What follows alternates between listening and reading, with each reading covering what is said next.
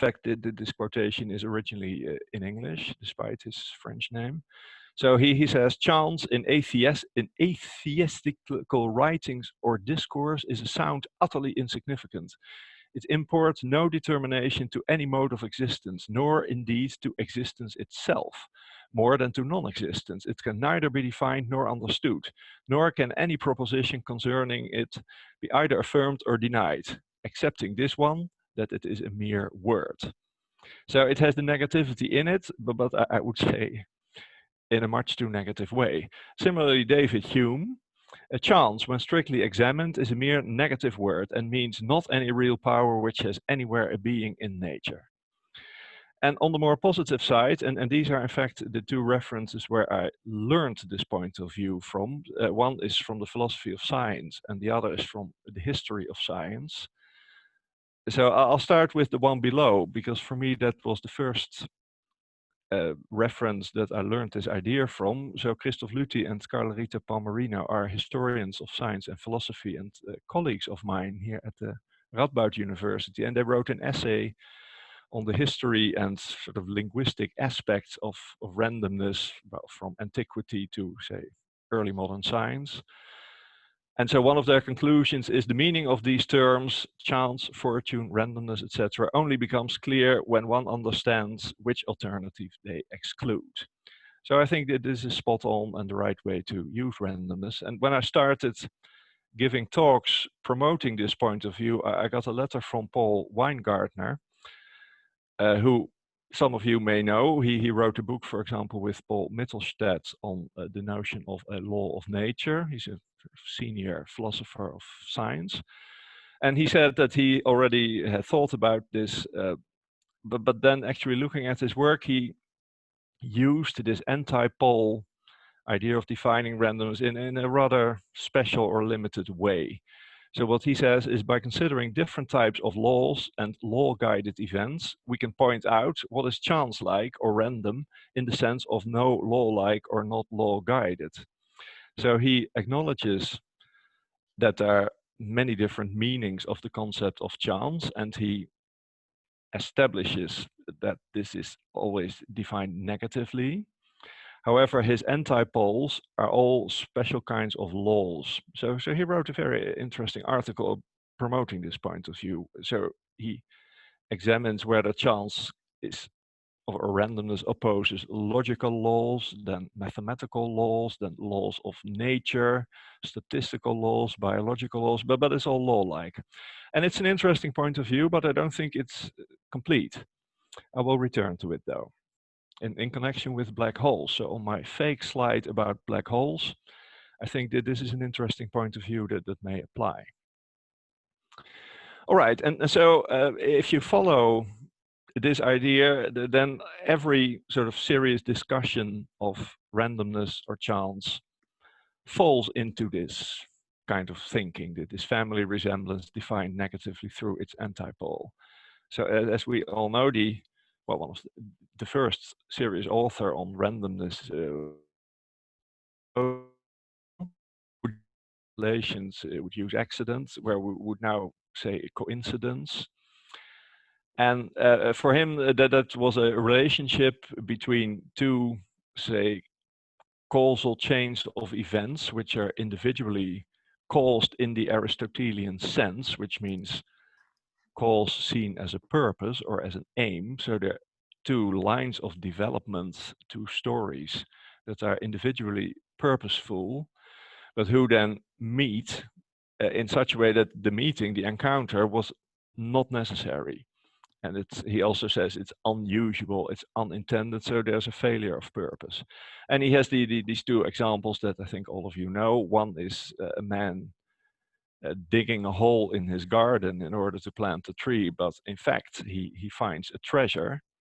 And then the two storylines that meet is another man, they were all men at the time, who actually tried to hide his treasure, which had a sort of a causal story behind it in the Aristotelian sense, and the man digging a hole in order to plant a tree, which has a causal story. But the meeting of these stories is an accident. in his sense. And the other one is a man going to the market to meet his friend, but instead of meeting his friend, he meets someone who's indebted to, and of course, who he did not want to meet at all. So that's Aristotle. And then, so my title painting by Pollock, I think, illustrates another use from antiquity, which is the swerve, or a clinamen, as Lucretius translated it. So the swerve is random, again in this anti-polar sense, because particles or atoms depart from their natural straight course, which Epicurus saw as the source of creativity and life and free will and almost everything that makes the world interesting. So that's a different notion, and again, it's which was in fact in a way in competition with the one by Aristotle, and which was sort of mutually derided. Then, so according to Luthi and Palmerino, one of the first people who started a use of the word chance that was dominant for about 1,000 years, and it's still its main use, at least in science, is Peter Abelard in the 11th and 12th century. The word chance always denotes ignorance. So that again is different, absolutely different from the Aristotelian and the Epicurean use. It's really a sort of a new way to think about this, informed theologically initially, later also scientifically. And also Spinoza made this the main point. So what we call randomness is the hideaway. So in Dutch, there are some the Dutch people, the toevluchtsoord, the hideaway of ignorance. And this point of view was repeated just over and over again until the 20th century. I just give you some nice quotes that have, I think, some entertainment value. So Arbuthnot was a follower and admirer of Newton, who in fact translated the book by Christian Huygens on chance, which was written in Latin in the original, translated it into English, and wrote this in the preface. So it's impossible for a die with such determined force and direction not to fall on such determined size. Only I don't know the force and direction which makes it fall on such determined size.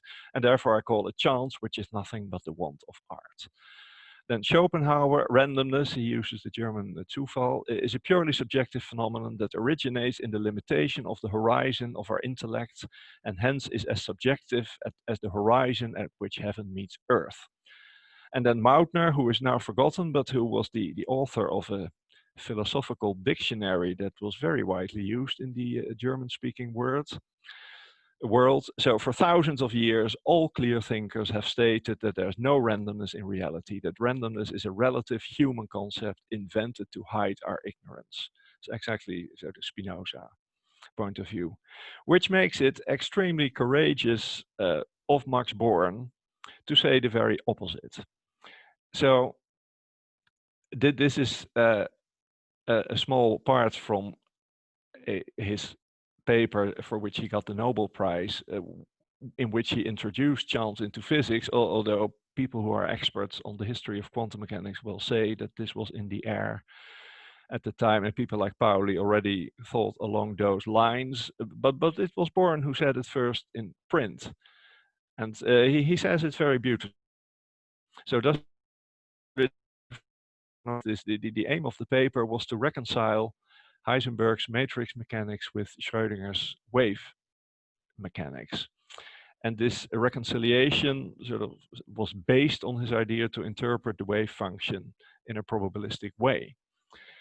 And he goes well beyond that. So he says, thus Schrödinger's quantum mechanics gives a very definite answer to the question of the outcome of a collision. However, this doesn't involve any causal relationship. One obtains no answer to the question, what is the state after the collision, but only to the question, how probable is the specific outcome of the collision. And then italics added, this raises the entire problem of determinism. From the standpoint of our quantum mechanics, there's no quantity that could causally establish the outcome of a collision in each individual case. However, so far we're not aware of any experimental clue to the effect that there are internal properties of atoms that enforce some particular outcome. Should we hope to discover such properties that determine individual outcomes later? I myself tend to relinquish determinism in the atomic world, but this is a philosophical question for which physical arguments alone are not decisive. And so in this very first paper, introducing this idea. He sort of says it all. He sort of predicts the idea of hidden variable theories and attempts to restore determinism, etc. It's an absolutely great paper. And it's this paper that Einstein replied to. So his famous God does not play dice is from a letter to Born in the same year, December 1926, where he writes these famous words: quantum mechanics commands much respect, but an inner voice tells me that it's not the real McCoy. I mean, you can talk about translations for centuries. So the German is Der wahre Jacob. The theory delivers a lot, but it hardly brings us closer to the secret of the old man. Anyway, I'm convinced he does not play dice. So that's the origin. It was written directly in response to Born, who was a friend of Einstein. So their correspondence, you can still buy it. It's very interesting, in fact, not just this part.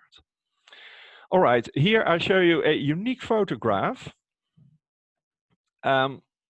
which is Einstein's coffin taken from his house at Mercer Street. Which is very moving, I think. And in a way, it's a burial of determinism. And so my own way of thinking about this whole development is that initially I was strongly in fact, on the side of Einstein and Spinoza, and also Gerard 't Hooft, who is one of my heroes in contemporary science, who favored determinism. And it's only when I actually wrote this essay for this FQXI organization that I found that, well, maybe these people were wrong after all, and maybe Bohr was in fact, Bohr and Born were right. So you see his house in Mercer Row, and I've actually been there since the person who lived there at the time I was there, which I think is in 2007, Eric Maskin, a Nobel laureate for economics, so maybe he still lives there. Very, very nice man, by the way. He helped me introduce school kids who had won a mathematical competition based on game theory. He helped us to meet John Nash, who was still alive at the time. So Maskin and Nash were at the Institute for Advanced Study. And so Maskin was very, very kind and instrumental in actually making this a success. So we did meet Nash, and then it turned out he lived in Einstein's house. And so I asked, without any hope of a positive answer, so perhaps we could see Einstein's house. Oh yes, so we went there, and we saw, but it's a very strange and dark house. In fact, I wouldn't want to live there. So this photo is very moving in every conceivable way, but one is so to speak, in a way, it's the burial not only of a great man, but also of determinism. Right. So in the context, pardon me, Klaas? yes. Do you know who the pallbearers are? No. Do you? Who is actually carrying the body of determinism to its grave? But you mean I think these two guys on the picture are just professional undertakers. It's always the unnamed journeymen who do all the hard work. That's what you're. All right. Or do you want two famous people? And is your question metaphorical? It was, but I think we can let it go. Well, I'll think, but I wonder. So it should be Born and Bohr or Pauli or such people, but they couldn't know that they were right at the time. Okay, so the spirit of this resemblance defined negatively or by its antipole seriously. And the question, however great the quotation by Born was, his choice of an antipole. So he says it very explicitly. So it's something new, that quantum mechanics is random, and its antipole is new, and it's determinism, which at the time was revolutionary, as shown by these earlier quotations I gave. Since in the world of classical physics, determinism was given. It was unquestioned, and its antipole given determinism, so the antipole of randomness given determinism prior to quantum mechanics, as some would say prior to the philosopher C.S. Peirce, all right, was complete knowledge in the physics case of the state and the time evolution of the system. And crazily, and still something to ponder about every day almost, you can have this complete knowledge in quantum mechanics, because quantum mechanics has the same mathematical structure as classical mechanics. So it's a state plus a differential equation. And I would say that no principle forbids perfect state preparation and perfect knowledge of the Schrödinger equation and its solution. So mathematically speaking, in a way, there isn't any fundamental difference between the classical and the quantum. And if any, Ehrman pointed this out many times, quantum mechanics is more deterministic because the solutions of the Schrödinger equation by unitarity are always defined for all times, whereas in classical physics you can have incomplete motion. So if anything, quantum mechanics is more deterministic than classical mechanics. However, Born raised this possibility, and so the novelty of quantum mechanics was supposed to be the conjunction of complete knowledge and randomness. And randomness, in combination with complete knowledge, may be called irreducible randomness or pure randomness. But then the question is randomness of what? And I would say a modernized answer to this, in the spirit of Born's, so Born used the outcome of collisions, so it's easier now to take tosses of a fair quantum coin obtained by, say, measurements on a spin 1/2 particle suitably prepared, which are either long or infinite binary sequences, which register the outcomes of an experiment with 50-50 Born probabilities and 2 possible outcomes. And as such, one may consider a mathematically defined randomness properties of binary sequences, of which determinism is one, but it's by no means the only one, and that's the spirit of what I'm going to explain. So if you take a historical perspective, well, once again, but now specifically on the mathematical idea of randomness that I would contrast with Born's idea. So again, Born's idea of randomness was to oppose it to determinism, but there are other oppositions to randomness, at least of a binary sequence. And all this, I would say, was triggered by Hilbert's sixth problem, the mathematical treatment of the axioms of physics, especially the theory of probability and mechanics, which led to at least 3 very significant developments for this story. So one was the work of von Mises, Grundlage der Wahrscheinlichkeitsrechnung, and follow-up papers, and even another book, in which he tried to define probability through randomness. So the work of von Mises is based on the idea of defining infinite random sequences from which probability is to be extracted. So it's a derived concept defined as, well, through relative frequencies. So he tried to define randomness first, and specifically random sequences, in a somewhat unsuccessful way. So his work was, one could say, almost there given the future of the subject, but it missed certain aspects. It was criticized by a number of people who contributed decisive ideas. One was the logician Alonzo Church, who said that some constructions that made von Mises' work fail would work if he should adopt a computability point of view, which was just emerging at the time. So this was also Churches did the 1930s, the days of the Church-Turing thesis and so on. So he advised sort of redoing the work of von Mises in the setting of computability, and that turned out to be the key to success. Someone else who was a sort of creative and useful critic of von Mises was Abraham Wald, and since this is the black hole seminar, this was the father of development was von Neumann's book, also directly inspired by Hilbert and partly done while von Neumann was a postdoc with Hilbert in modern terms.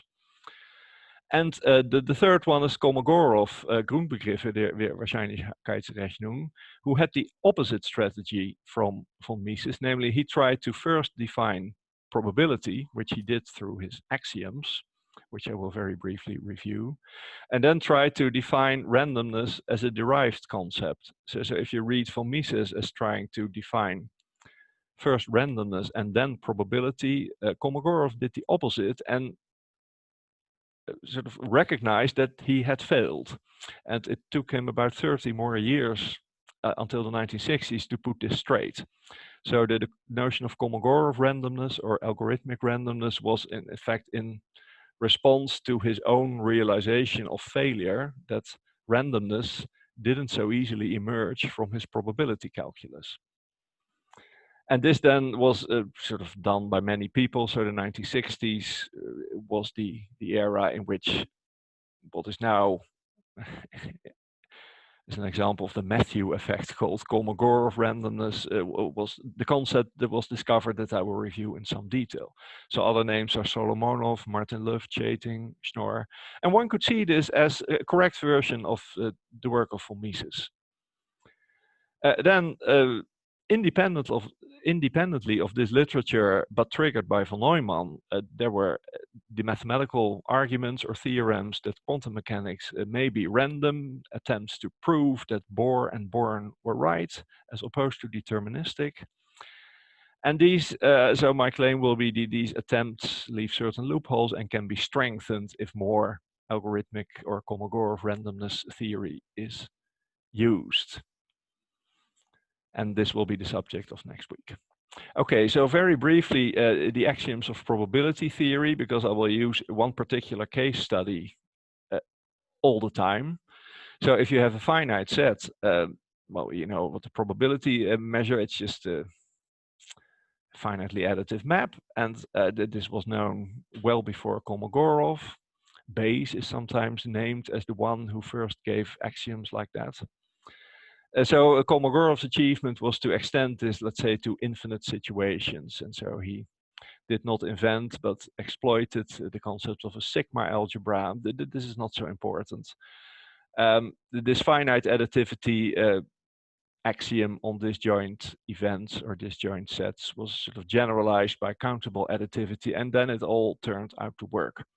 And one example that I will return to all the time is the sample space x is 2 to the power n. So some people would write this as 2 to the power omega. It's simply the space of countably infinite binary sequences. And that space has a canonical probability measure on it that requires the Kolmogorov setting to be defined. And this measure is very simple. It's initially based on subsets or sets of binary sequence that have a fixed finite initial part called x. I hope you can see my mouse moving. At least I see it moving. So if you have a fixed initial segment, so a fixed finite binary string x of length n, then that will have probability 2 to the minus n, and that is assigned as the probability to the infinite subset of binary sequences consisting of all binary sequences with that initial fragment. And that turns out to be okay from the axiomatic point of view. That defines a probability measure on the set of all infinite binary sequences that you could see, regard as simply the probability distribution or a probability measure induced by a fair coin flip, repeated infinitely many times. And then there's another way of looking at this. So you can actually, as you all know, you can inject the infinite binary sequences into the real interval 0, 1, just by binary expansion. So a binary sequence x can be mapped to the sum of the nth coefficient times 2 to the minus n. So its image is a Cantor set. And then you actually get a measure theoretic isomorphism, not the topological one, but measure theoretic between this space 2 to the nth of infinite binary sequences with the given, so 50-50 Bernoulli process measure to the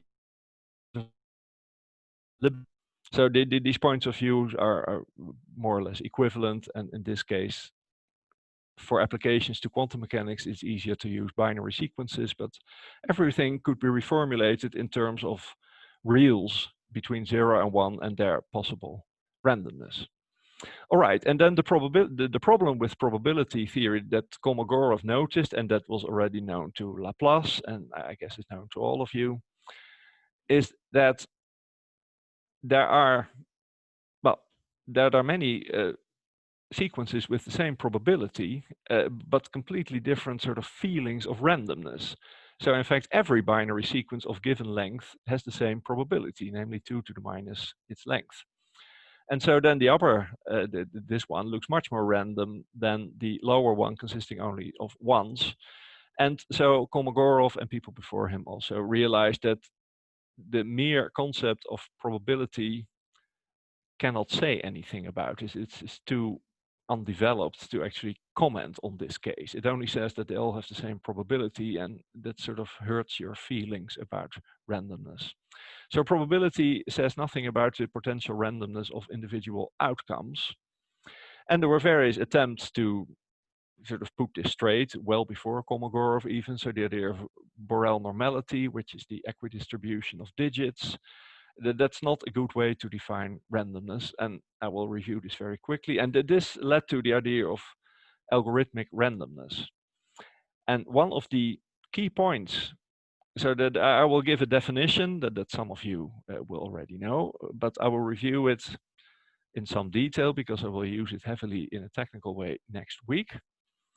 What is remarkable from the point of view of this anti-polar idea of defining randomness is that it has three opposites that look quite different but turn out to be mathematically equivalent, namely unpredictability, incompressibility, and patternlessness. These are conceptually different, but they coincide if defined in the right way. And so the prehistory that turned out to be insufficient was the idea of at least Emile Borel to define randomness through normality, which is basically the idea that every digit occurs according to its expected sort of frequency. Every combination of arbitrarily many digits also occur according to the statistics you would expect by naive counting. And that doesn't take apart three numbers of a very different nature. So all these numbers are Borel random, except this one where it's not proved. So the middle one is a late part of the expansion of pi, which has only been numerically verified to be Borel random. The lower one, the Champernowne number, which is just 1, 2, 3, 4, 5, etc., was proved by Champernowne himself, who was a student at the time, to be Borel normal. And the other, the blue one, is given by a quantum random number generator. So we believe it's really random. However, Borel normality cannot take these cases apart, since they're all Borel random. However, they are completely different. So this Champernowne number is easily given by an algorithm. It's computable. Pi is given by an algorithm, although it's not so obvious here.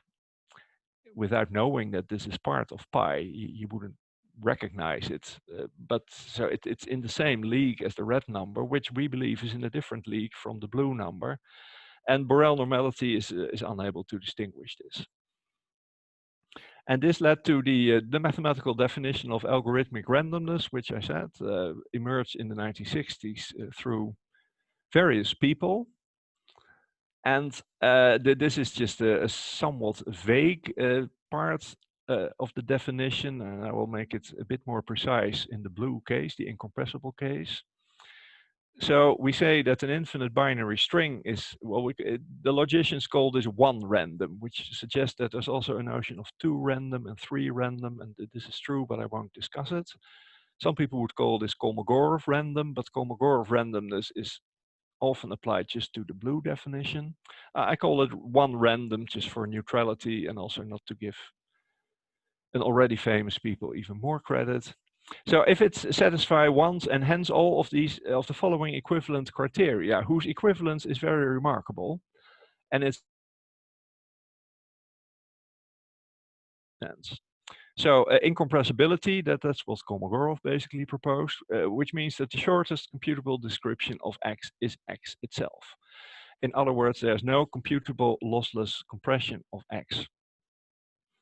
And this, I would say, it's just taken, it's just beyond its technical setting in computability theory and information theory. And so this, I would say, is a very beautiful characterization of randomness in any case. So it applies also to paintings and works of art and to many things. So a thing is random if it is its own shortest description is there if there's no way to sort of summarize it. But you have to make it technical to avoid Berry's paradox, which I will mention later. So the other is unpredictability, which basically comes from the work of von Mises, as taken up by Wiel and Wald and Church and others. So there exists no successful computable gambling strategy on the digits of X. And finally, patternlessness is associated with the name of Martin Löf. So the sequence fails all tests for patterns in some computable class. And in fact, that's the definition that also leads to stronger versions of randomness called 2, 3, etc. randomness, because this computable class is defined in a very specific way, which I will not discuss today, that explains it has to do with the number of quantors. And so since I learned about it, so all my thinking about the philosophy and foundation of physics is sort of predicated by Ehrman's principle. So every definition or every construction I see that involves idealizations has to satisfy this. So all my work is based on this. So I'll read it. So while idealizations, which in this case are infinite strings, which in the application to quantum theory corresponds to infinitely many measurements, are useful and perhaps even essential to progress in physics, a sound principle of interpretation would seem to be that no effect can be counted as a genuine physical effect if it disappears when the idealizations are removed. And that means that in this case, the definition of an infinite random string should be approximable. You should be able to approximate it by finite constructions. And this is the case. So part of the strength, at least of the blue definition, and by implication of the other two, because they're equivalent to it, is that this definition can be seen as a limiting case that satisfies Ehrman principle.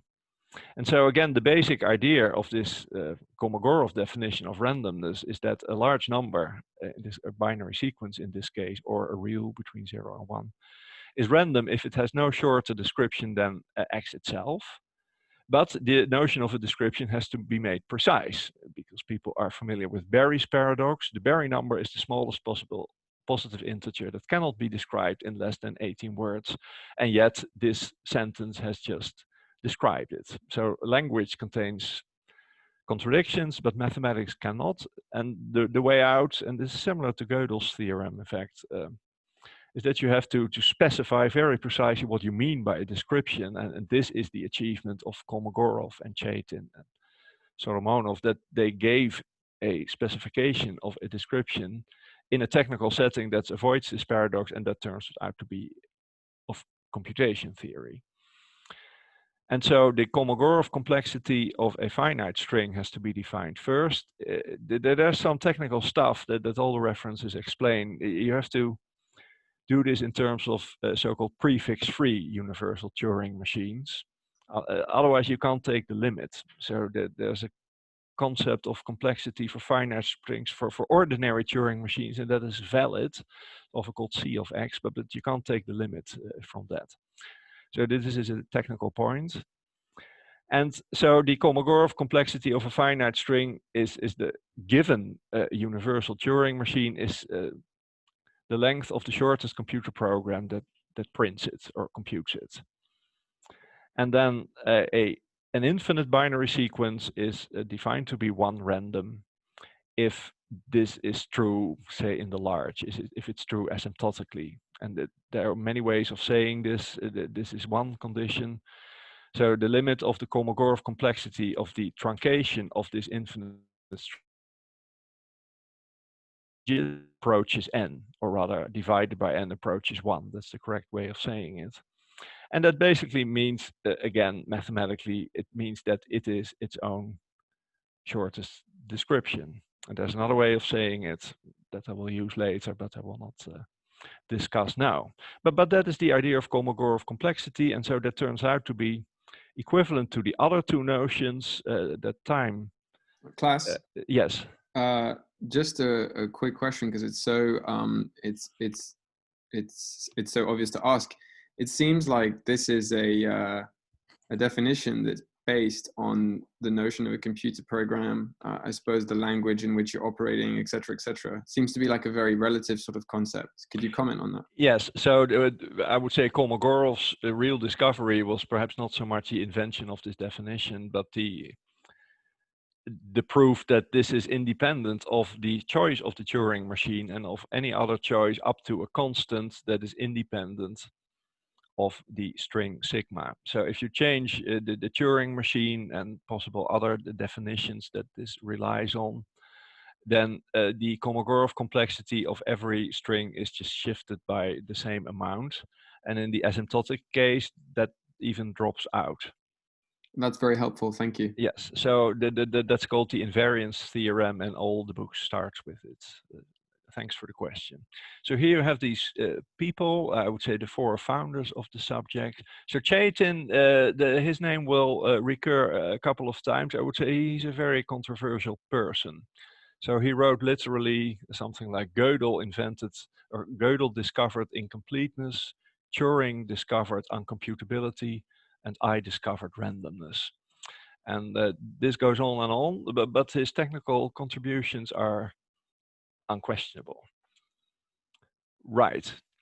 Now, so this notion of algorithmic randomness or one randomness has sort of, well, it's a bit of the good, the bad, and the ugly. So the good side is, as I already mentioned, so that this concept is distinguished. Maybe it's not unique, I shouldn't have said. It's certainly distinguished in having three equivalent antipoles, namely lossless compressibility, predictability, and the existence of patterns. So these are denied by this specific notion of randomness. There are really three different ideas, and they coincide mathematically.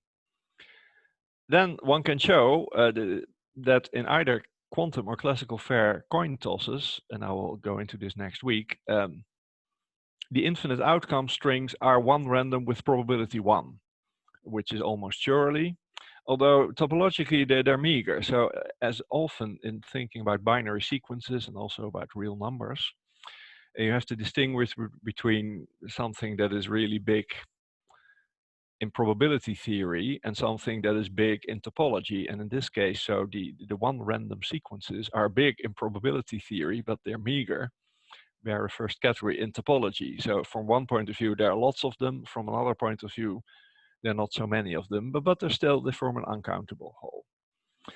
Then each one random string is Borel normal, and it's non-computable. And that means, and this will be one of the main points next week, that one randomness is stronger than non-computability if we glibly identify this with indeterminism, which is not so bad in the context of binary sequences. And finally, and here, this is, I think, something that violates Ehrman's principle. Each infinite random string contains any finite string infinitely often. So the cliche is that the works of Shakespeare in binary code will occur even infinitely many times in any given one random string. So sometimes this is called the monkey typewriter theorem. There's something that I've never understood called the Boltzmann brain argument, which I think is equivalent to this. And this, I think, is a very dangerous thing to say, although it's true mathematically, but this we should not take too seriously. All right, however, there's sort of a dark side, but like all dark sides, it's much more fascinating than the good side, and which I would call the elusiveness of algorithmic randomness. And that's the Chaitin's incompleteness theorem. At least that's the beginning of this. So Chaitin proved, and he really discovered this. People will recognize that the setting is same, very similar to the Gödel incompleteness theorems, to which I will return. So any consistent and sound formal system T containing basic arithmetic, but it should be a little bit more than in the Gödel case. It should be rich enough to actually express sentences to the effect that the Kolmogorov complexity of a finite string sigma is larger than a number n. And one example of a system that can do this is ZFC. So if you take just ordinary set theory, Zermelo-Fraenkel set theory with the axiom of choice, that will satisfy this criterion, and that's what we reason in mathematics. So it applies to that case. So for any such system, there's a constant C such that the sentence that the Kolmogorov complexity of sigma is larger than C cannot be proved in T for any string. So this is a statement about finite strings sigma.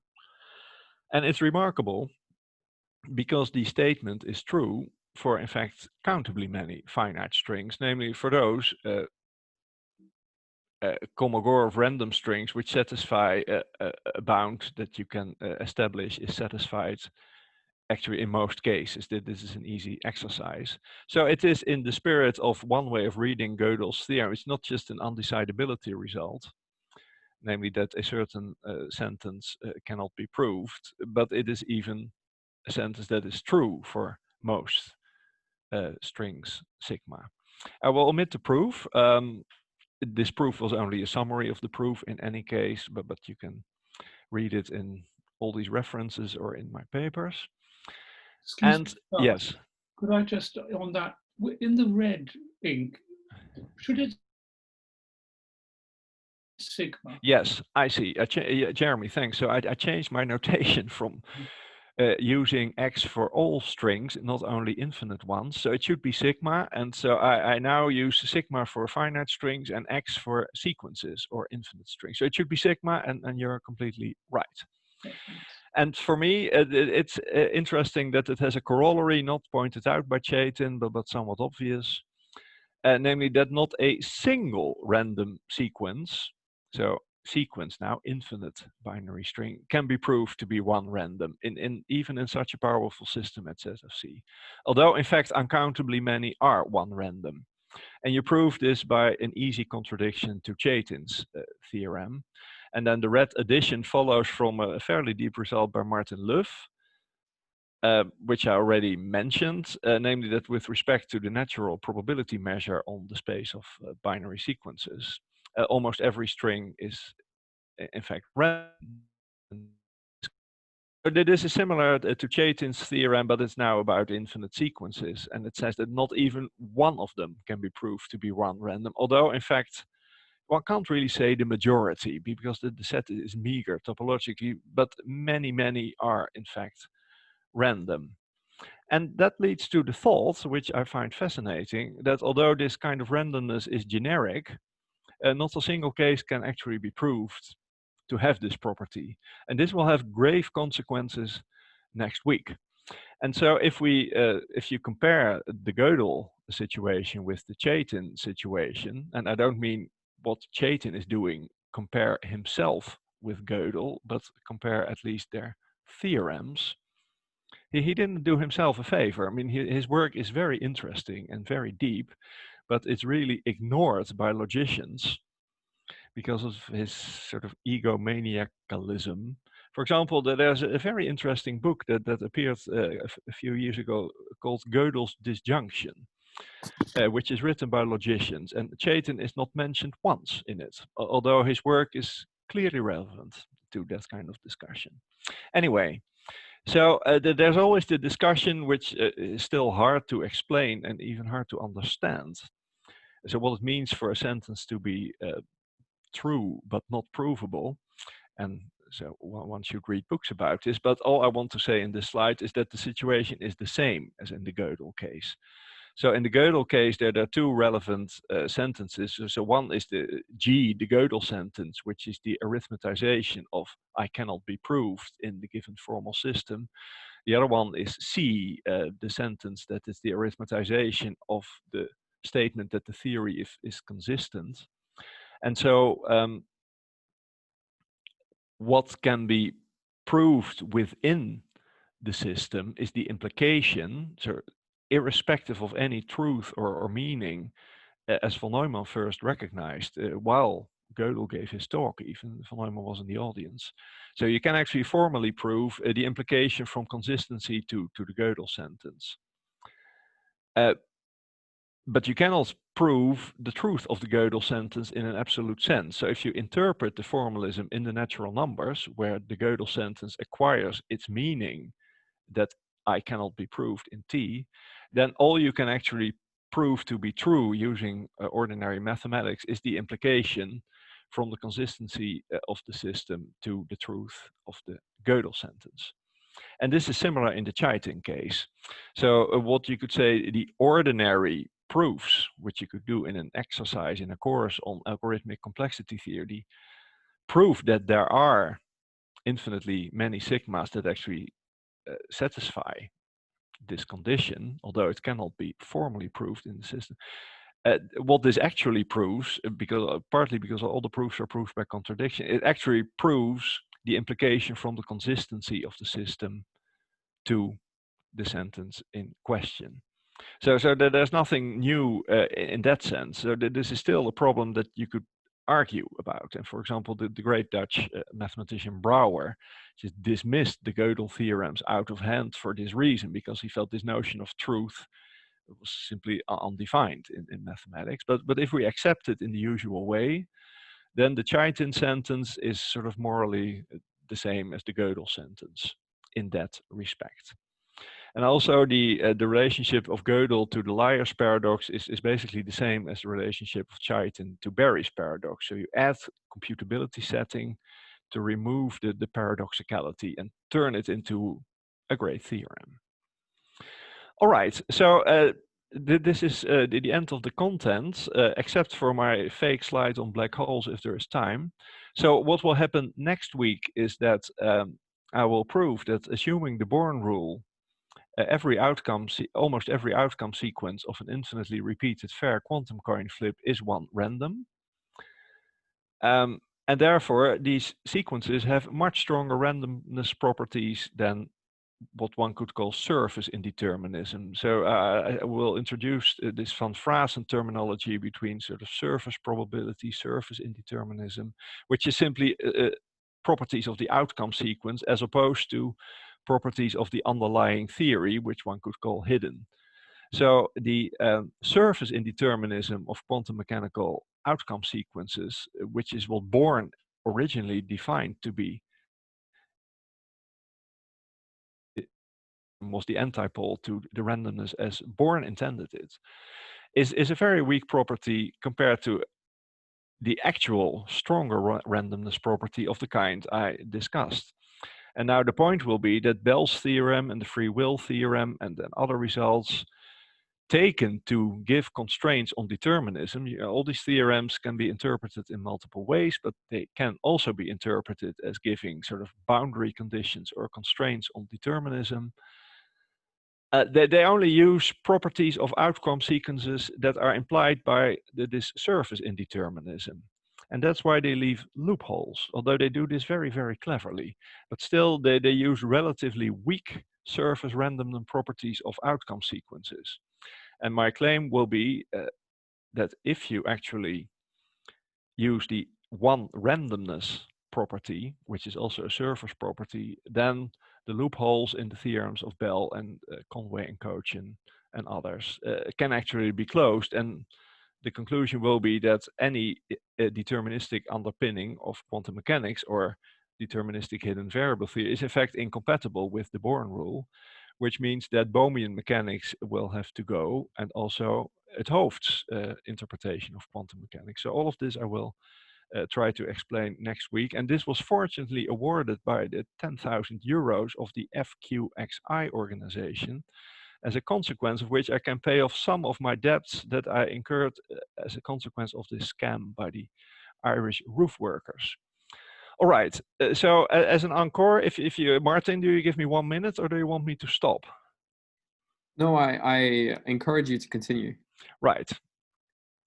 Okay, so of course I felt rather bad in not having enough to say about black holes to give a talk about black holes. And so I talked about randomness, but there should be some relevance to black holes, I think, in the following sense.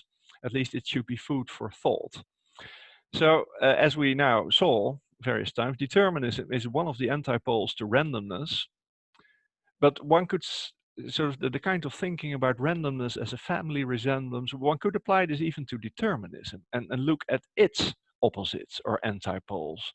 And then randomness will be one of them. But another antipode, and this is in the spirit of Paul Weingartner, would be lawlessness. So as I showed in his quotations, Weingartner proposed lawful behavior as the antipole to randomness. And in the same spirit, you could define lawless behavior as the antipode to determinism.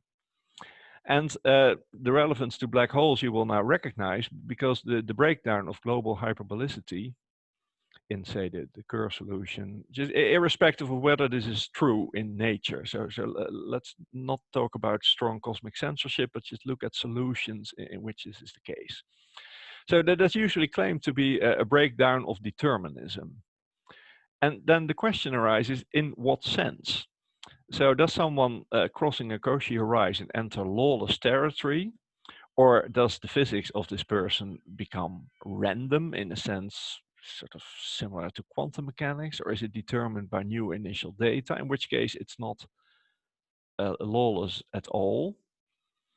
And this is not only in the spirit of Weingartner, but it's also in the spirit of Chaitin himself, since one of the controversial things he said and proposed is that he sort of identifies undecidability in the sense of Gödel and his own theorems with randomness. So what he basically claims, and he's written at least, I think, 5 books making this point, is that mathematics is largely random. So he says, so people felt in the past that Gödel was just a crazy corner of logic, only of interest to logicians and such people.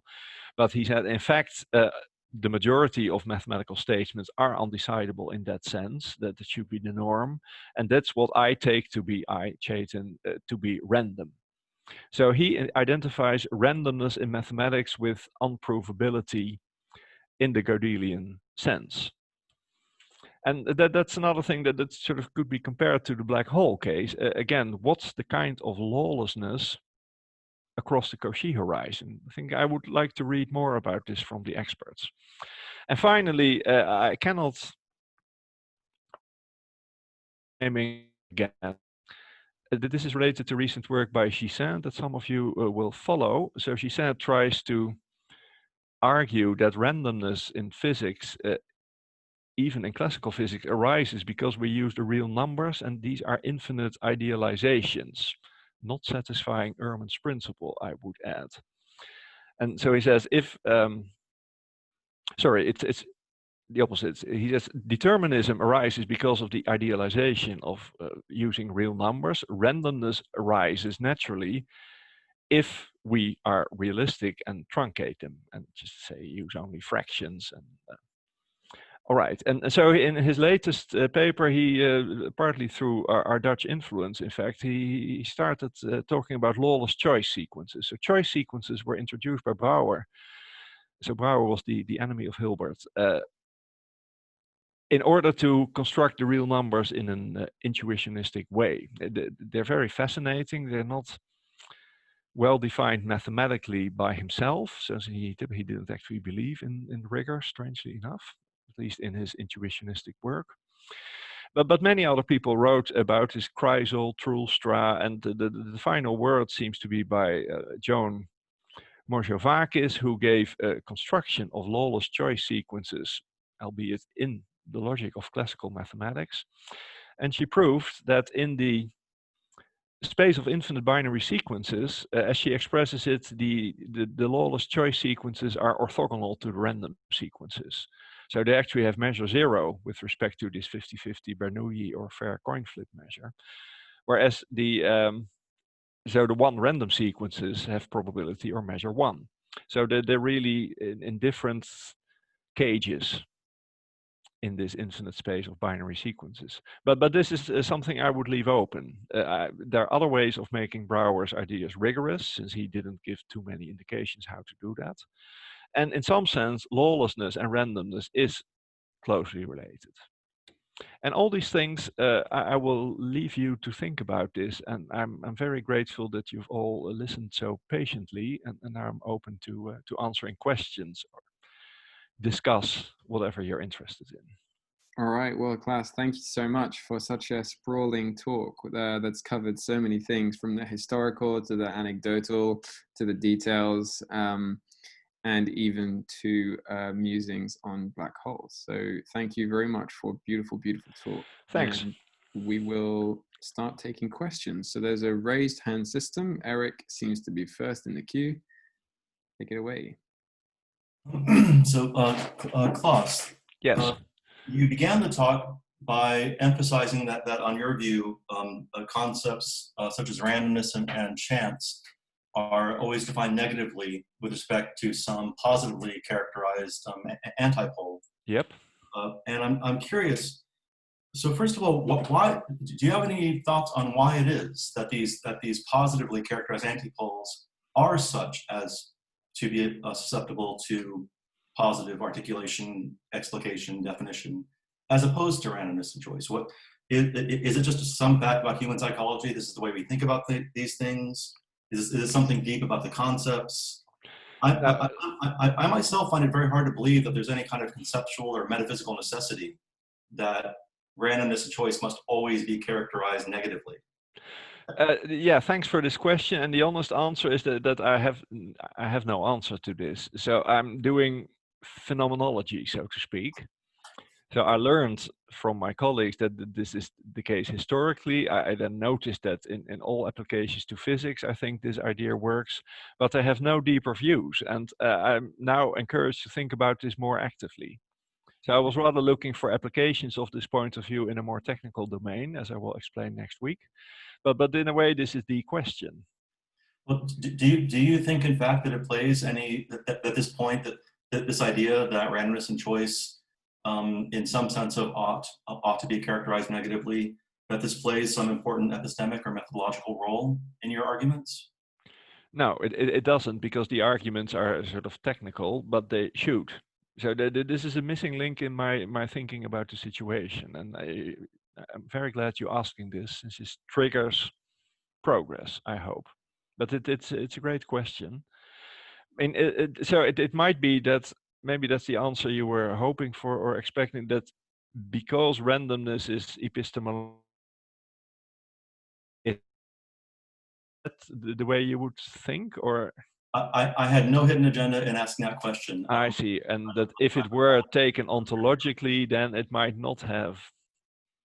No, thanks. I myself am just very skeptical of whenever someone says something is conceptually or metaphysically necessary, just red flags shoot up all over. Yeah, but I never used the word necessity. No, you didn't. I just wanted to get an idea. Things you said suggested that. Yes, I agree. But you talk about these things, that randomness and chance must be characterized negatively in some sense. No, I said they are historically, and it works well to analyze, in my case, hidden variable theories to take that point of view, because then I was led to think what could take the place of determinism as an antipole, namely compressibility. And then you get different views on the subject technically. So, all right.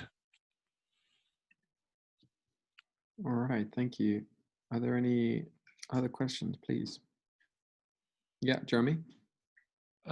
Klaas, thank you very much for the talk.